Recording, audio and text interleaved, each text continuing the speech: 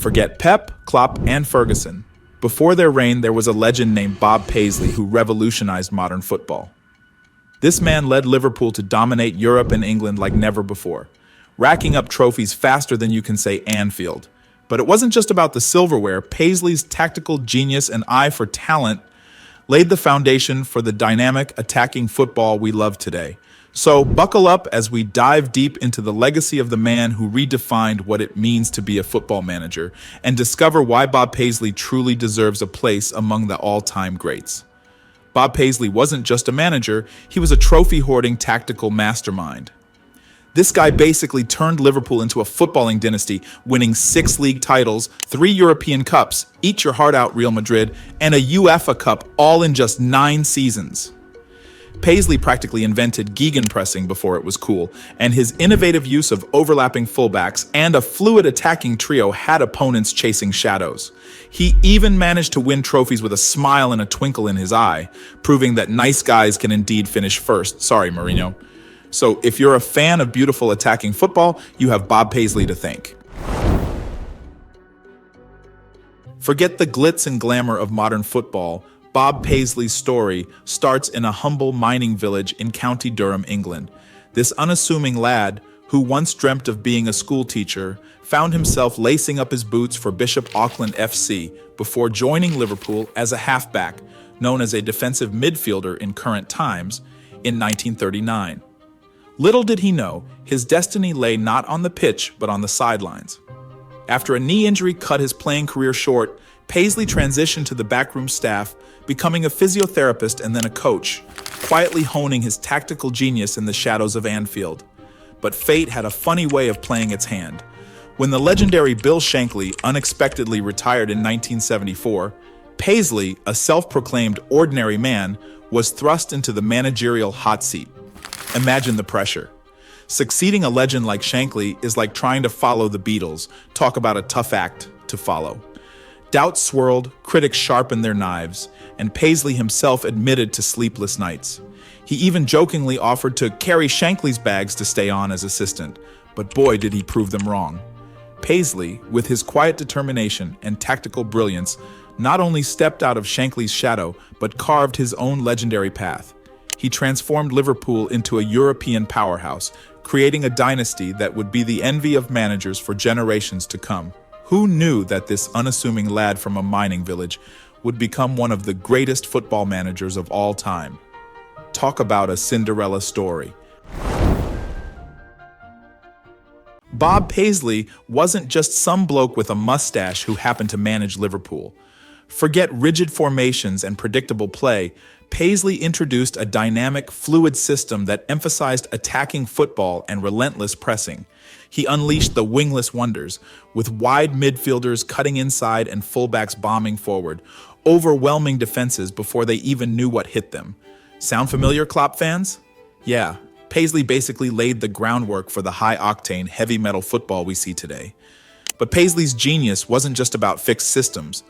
It was about adaptability. He could read a game like a hawk, sensing weaknesses and shifting tactics mid-match to exploit them. One minute Liverpool would be patiently probing, the next they'd be swarming the opposition like a pack of hungry wolves. Opposing managers were left scratching their heads, their carefully laid plans in tatters. This tactical flexibility became a hallmark of Paisley's Liverpool, and it's a lesson that continues to inspire managers today.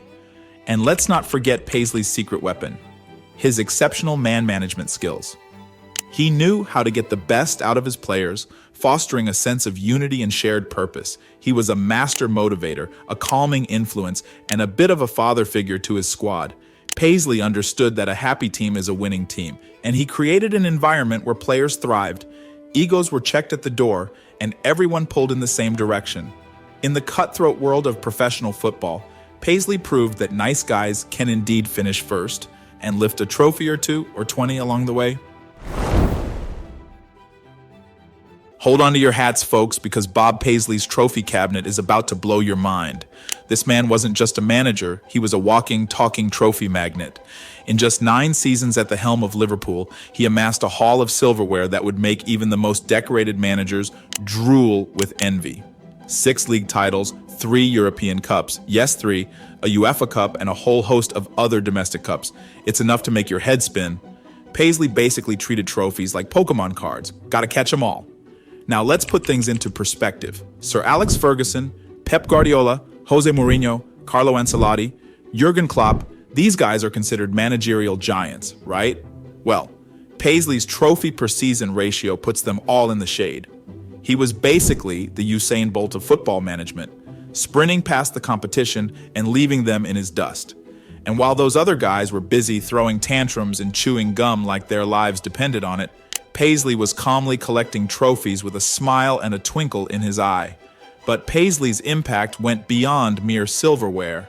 His relentless pursuit of excellence transformed Liverpool from a domestic force into a European powerhouse.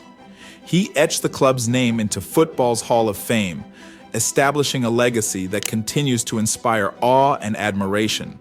So, the next time you hear someone waxing lyrical about Pep's tiki-taka or Klopp's heavy metal football, just remember the man who laid the foundation for it all.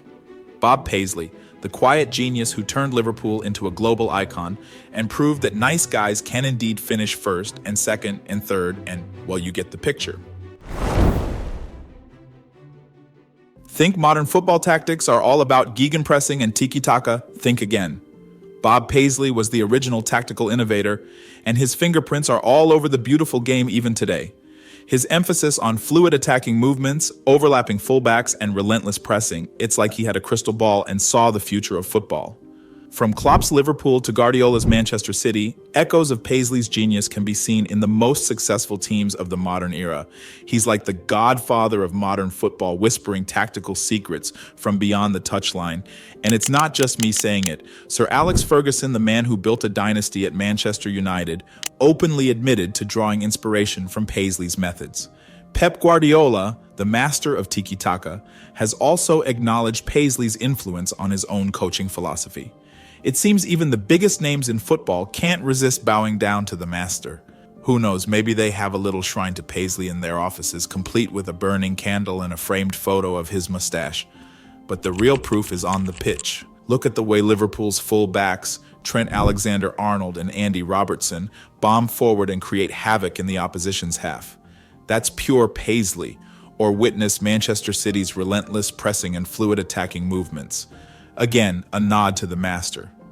It seems that even decades after he left the dugout, Bob Paisley's tactical genius continues to shape the way the game is played. So the next time you're marveling at a brilliant display of attacking football, remember the man who started it all. He may not have had the touchline theatrics of a Klopp or the hairdryer treatment of a Ferguson, but Bob Paisley's legacy lives on in every thrilling goal and every tactical masterclass. In the age of screaming touchline tyrants and meme-worthy managerial meltdowns, Bob Paisley was a breath of fresh air. This guy was the ultimate silent assassin of football management, calm, composed, and quietly devastating. Forget the theatrical histrionics, Paisley preferred a more understated approach. He led by example, with a quiet authority and a twinkle in his eye. He believed in fostering a sense of unity and trust, creating an environment where players felt valued and empowered. Think of him as the Mr. Rogers of football management, but with a trophy cabinet that would make your jaw drop, and his players loved him for it. Graham Souness, the fiery Scottish midfielder, described Paisley as the greatest man I ever met in football. He was a father figure who commanded respect without raising his voice. Kenny Dalglish, Liverpool's legendary striker, praised Paisley's ability to create a relaxed and enjoyable atmosphere while still demanding the highest standards. It seems Paisley had a knack for getting the best out of his players without resorting to shouting or throwing teacups. Who knew that a calm demeanor and a bit of kindness could be so effective in the cutthroat world of professional football? Paisley proved that you don't need to be a raging egomaniac to achieve greatness. Sometimes a quiet word and a knowing smile can work wonders. Take that, Mourinho. Bob Paisley's legacy isn't just about the glittering trophies, the overflowing cabinet, or the sheer number of victories. It's about the revolution he sparked, the way he reimagined football, and the enduring impact he had on the beautiful game. This wasn't just some bloke who happened to be in the right place at the right time. Paisley was a visionary, a tactical genius who laid the groundwork for the dynamic, attacking football we see today. He was the architect of a dynasty, the conductor of a symphony of goals, and the man who proved that nice guys can indeed finish first, and with a whole lot of silverware to boot. So the next time you're glued to your seat witnessing a tactical masterclass or a goal-scoring frenzy, remember the man who quietly changed the game forever. Bob Paisley might not have had the touchline theatrics or the headline-grabbing soundbites, but his influence on modern football is undeniable. He's the unsung hero, the quiet revolutionary, and the man who deserves a place among the pantheon of footballing gods. And if you ever find yourself in Liverpool, raise a glass to the legend with the mustache. Just don't tell Mourinho.